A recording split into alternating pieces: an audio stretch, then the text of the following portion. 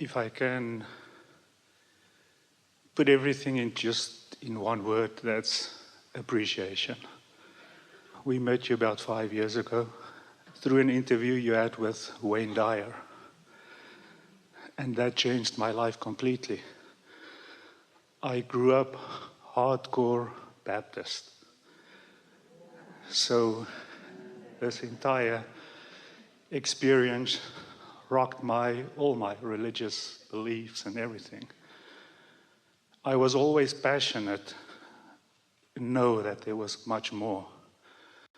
And I'm still passionate in that Christian belief.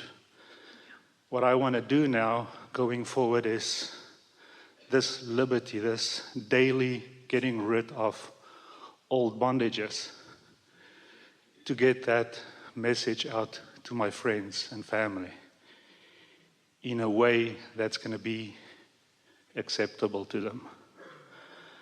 That's my first question. How will I be able to do that? If I read the Bible now, it just opens, I read something different to what I read 20 years ago. When I read, I'm the way, the life, and the truth, I see it all in the sense of alliance. What you're talking about is you're at a different vibrational place, and so when you read it, you receive it differently. And it's the same with all of these people that you are wanting to assist in feeling better too. But you said the most important key words. You understand that if they're not asking, then your answer is annoying. Because whether they understand it or not, there is no law of assertion. So when you find something that you feel has set you free, you feel your connection with your inner being in a stronger way than you ever did before, and you try to explain it to someone that isn't asking for that, they will misunderstand your offering as something that is offense, and they will get defensive. And when they get defensive, you know what happens? They get disconnected from their own inner being. And so what we would like you to just ponder a little bit is, in the same way that your inner being called you through your path of least resistance to something that is meaningful and helpful, everyone else's inner being is doing the same. So when you live in your joy and you don't try to assert information, instead you let law of attraction bring those who are ready, then you have a much more satisfying experience, and so do they. Also, we'd like to say to you that we want you to hear this the way we mean it, so we have to set you up a little bit for it. We have only respect for all religion, because there is something for everyone wherever they are ready to receive. Esther said to us in the beginning, Abraham, why are they lying? And we said, if everyone were in exactly the same place, then only one teacher would ever be necessary. But people are in different places of understanding, and we do not mean by that, we do not mean to imply that we see ourselves as more evolved or more revered as teachers than any of those ministers in any of those churches. That is not what we mean. What we mean is law of attraction will bring everyone right to where they are vibrating. Maybe not right to where they are wanting to be, but right to where they are vibrating. That was the setup so that you will understand what we mean by this example.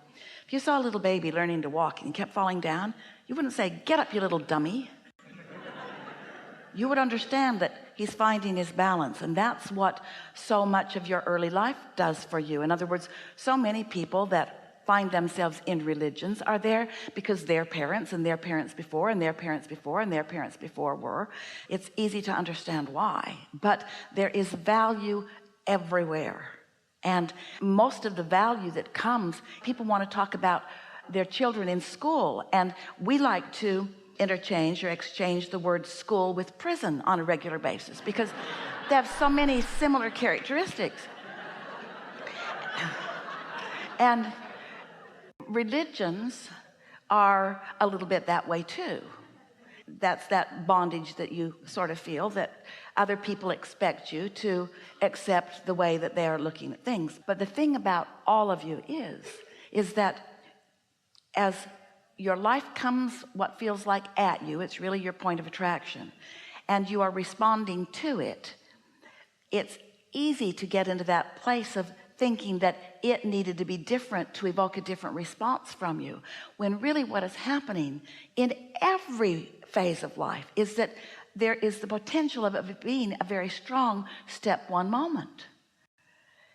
What humans misunderstand about what they call God, about what we call source, about what we call life, about what we call the universe, is humans, for the most part, especially those who are involved in religion and believe that they must stay right there. We don't want you to stay right here either. We want you to get out and do what you know to do. They, in a pretty regular basis, feel like they are under some obligation from before to be there. And this is the most important thing that they think that is a flawed premise. They think that God is perfect and complete, and that they are here as sinners and incomplete to prove their worthiness to something that has already got it all figured out.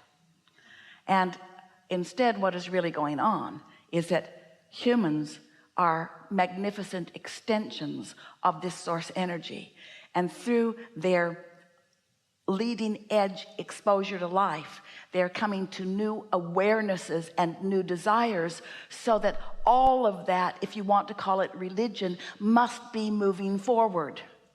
It's expanding. So even sacred texts, and there are so many that are regarded that on your planet, must be understood as still evolving.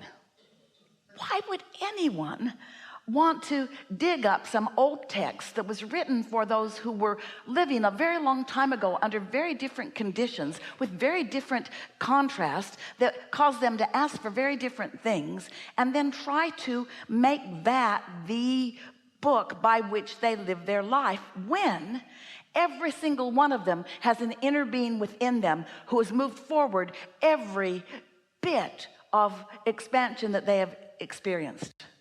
Your inner being is standing there with the whole of who you have become, reveling in all that you are and calling you forward.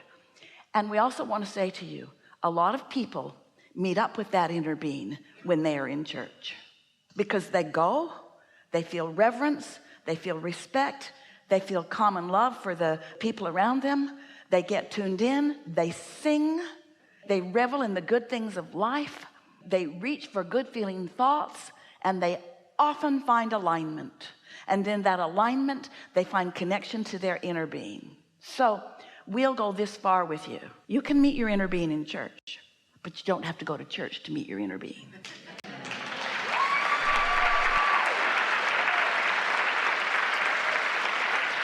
And why nitpick where people are meeting up with who they are? You see. But we know what you're getting at to this extent. Sometimes people in their fear gather together in clusters and become obnoxious. And then they want to boss you around and tell you what you should do. They want to replace your guidance system with them, with their old stale texts, with their own old stuff. And that doesn't resonate with you either. But you can't just take a whole concept and say all bad. Let's look at it this way. So in the humaning thing that we're teasing you about, but we mean it really seriously, what humans want to do is they want to take all the manifestations, and by that we mean all the things that have turned from thoughts to things, all the furthest manifestations of life, which is what you've all come. This leading edge where thoughts turn to things is so delicious. It's what you all came for. But you want to take them and you want to sort them into piles. So you've got Republican piles and Democratic piles, and you have different gender piles, and you have different sexuality piles, and you want to divide everything into those piles and then debate the rightness or the wrongness of the pile that you're not in, the wrongness of the pile you're not in, and the rightness of the pile that you are in. You can sort of see all those piles, can't you? You read about them in books, and people are always wanting to pull out their pile and announce it and pronounce it and call attention to it. So see all those piles, and now we want you to just sort of make two piles out of them, under the influence of source and under the influence of something else, under the influence of who you really are, or under the influence of fear or something that's far from who you really are. And then we also want to call to your attention that every one of those piles, no matter what religious pile it is, or no matter what political pile it is, or no matter what pile it is, has some who are under the influence of their inner being and some who are not, right in there. Doesn't that make you feel pretty good about your humanity? Yeah. Yeah. Yeah. Thank you. All my appreciation. I want to get back to something really important, and that's on the new edge of this leading edge that we are all a part of. Since you are out here on this leading edge, and since you are interacting with so many others, we understand why it feels logical to you to give them so much of your attention and to want attention from them. We understand why you want them to understand you, why you want them to get you. We just want to say something to you that might help. Nobody's ever going to get you. They're not going to understand you. You have come as this blessed humanity with such diversity. You didn't come to mimic each other. You came to be springboards to one another for expansion and evolution. Does that make some sense to you? So if you have what you think is the good fortune, and we see it as the bad fortune of having lots of pleasers around you, then what you've got are those who will do their best to conform to you. And what that does, what it really does, while you think it might be the answer to living happily ever after, what it does is it puts you in a position of replacing them, and we love them too, but they are fickle and inconsistent, of replacing them with your true guidance. You ever tried to please someone and you just finally figured out what they need and want from you, and then they change and want something else? Well, your own inner being will keep up with your expansion and your evolution. And so that's really what we want to help you to decide in a stronger way. We want you to decide that what's physical is wonderful, but we're going to be saying to you a few times today, and we don't mean to offend you, but it probably will.